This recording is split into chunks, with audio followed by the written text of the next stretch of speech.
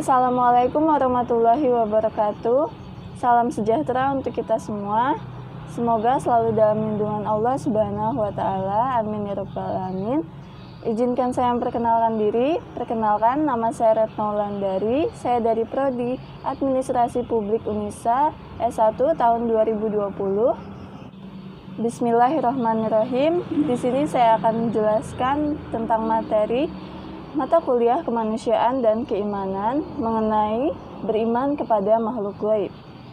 Langsung saja kita mulai.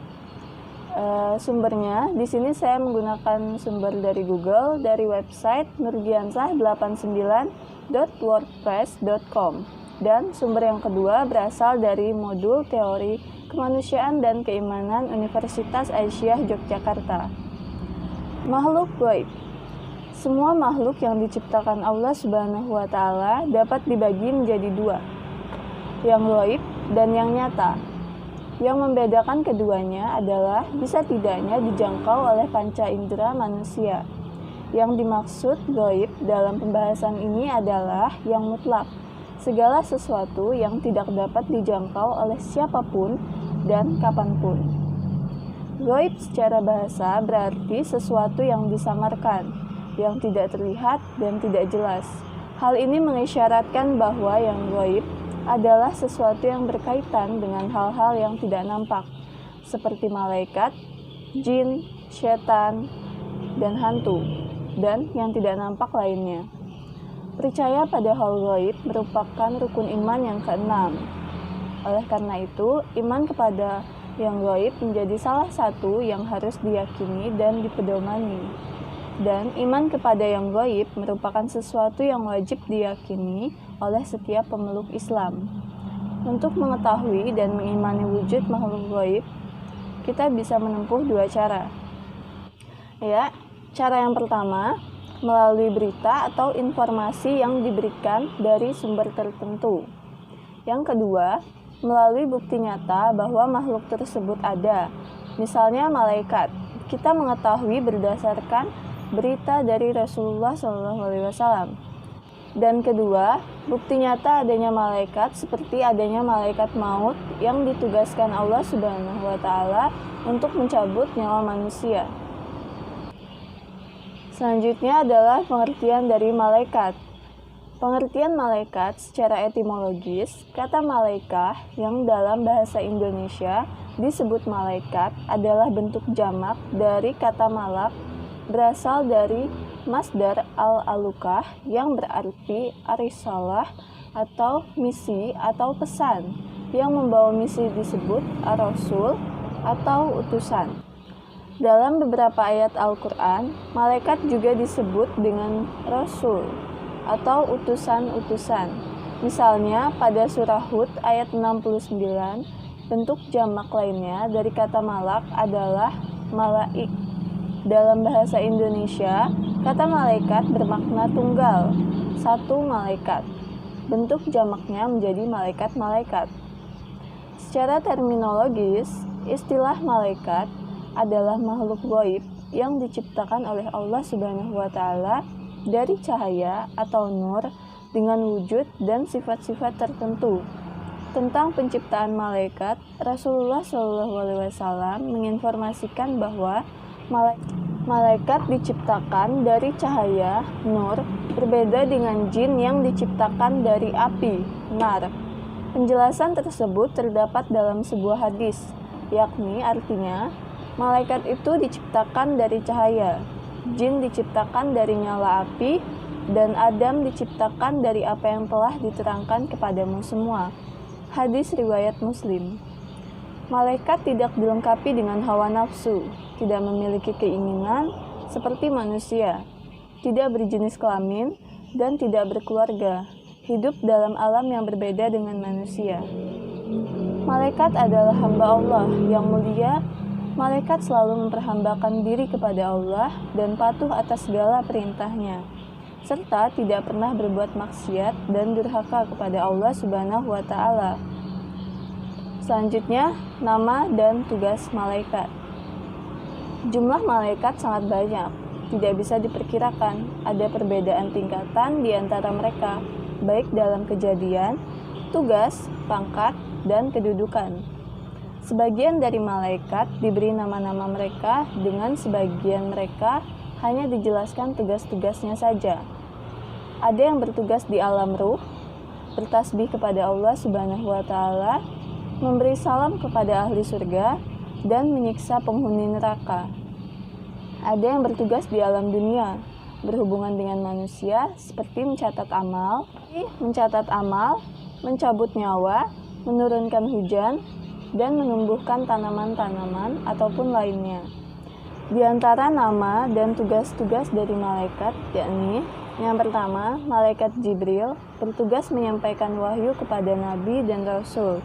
Quran Surah Al-Baqarah ayat 97.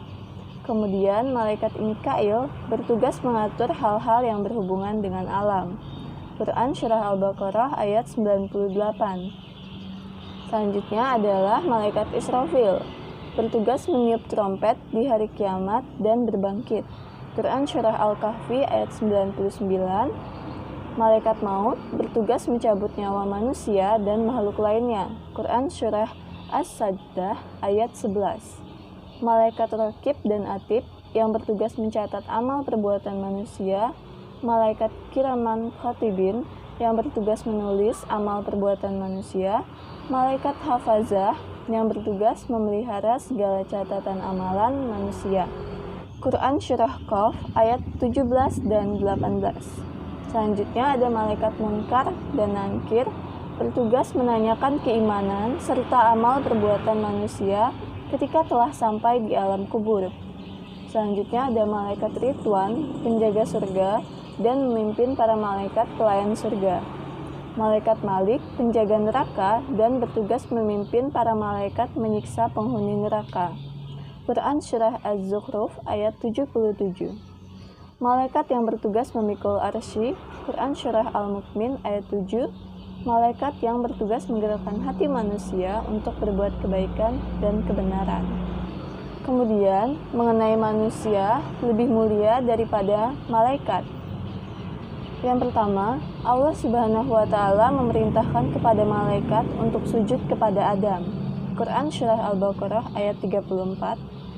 Yang kedua, malaikat tidak bisa menjawab pertanyaan Allah tentang Al-Asma, sedangkan Adam mampu karena memang diberi ilmu oleh Allah Subhanahu wa Ta'ala. Quran Surah Al-Baqarah ayat 31 sampai 33. Kepatuhan malaikat kepada Allah Subhanahu wa Ta'ala karena sudah tabiatnya, sebab malaikat tidak memiliki nafsu. Sedangkan kepatuhan manusia kepada Allah Subhanahu wa Ta'ala melalui perjuangan yang berat melawan hawa nafsu. Dan yang terakhir, manusia diberi tugas oleh Allah menjadi khalifah di permukaan bumi. Selanjutnya, hikmah beriman kepada malaikat. Yang pertama, kita lebih mengenal kebesaran Allah yang menciptakan dan menugaskan malaikat.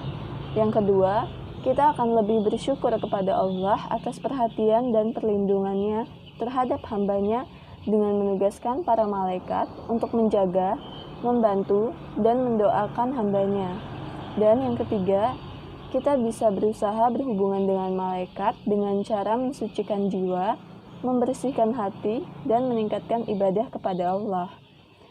Sehingga seseorang akan merasa beruntung bila termasuk golongan yang didoakan malaikat, sebab doa malaikat tidak pernah ditolak. Jadi, kita harus beriman kepada malaikat supaya kita mendapatkan keberkahan darinya. Dan yang terakhir, hikmah beriman kepada malaikat, kita juga berusaha selalu berbuat kebaikan dan menjauhi kemaksiatan, sebab ada malaikat yang selalu mengawasi. Selanjutnya kita akan masuk mengenai penjelasan jin, iblis, dan syaitan. Beriman kepada yang gaib adalah termasuk salah satu asas dari akidah Islam.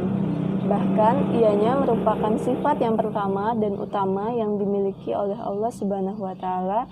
Justru itu, bagi setiap orang muslim, mereka wajib beriman kepada yang gaib, tanpa sedikit pun ada rasa ragu. Dalam perkara ini, Ibnu Mas'ud mengatakan, yang dimaksudkan dengan yang gaib itu ialah segala apa saja yang gaib dari kita, dan perkara itu diberitahukan oleh Allah dan Rasul-Nya. Begitu juga jin. Jin termasuk makhluk gaib yang wajib kita imani karena banyak ayat-ayat Al-Quran dan hadis Nabi yang menerangkan tentang wujudnya.